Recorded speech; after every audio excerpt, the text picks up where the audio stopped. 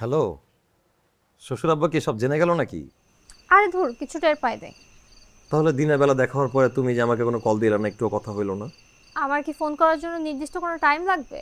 না তা না, কিন্তু সেই দুপুরে যে গেলা এরপরে তো কোনো কথাও হইলো না। আমি তো একটু ঘাবড়ে গেছিলাম। বীর পুরুষও ঘাবড়ে যায় নাকি বাবা? বীর পুরুষও মাঝে মাঝে ঘাবড়ে যায় যদি হারানোর ভয় থাকে।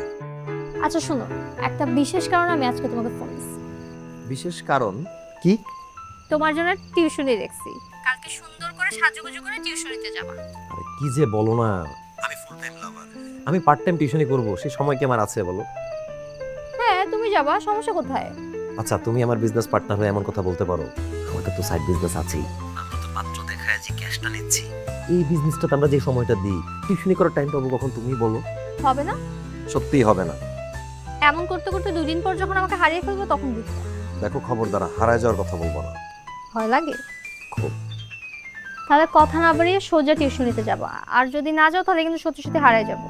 আচ্ছা আচ্ছা, আমি তোমাকে কথা দিচ্ছি, কিন্তু প্লিজ তুমি আমার লাইফে আমাকে ছেড়ে কোথাও যাবো না।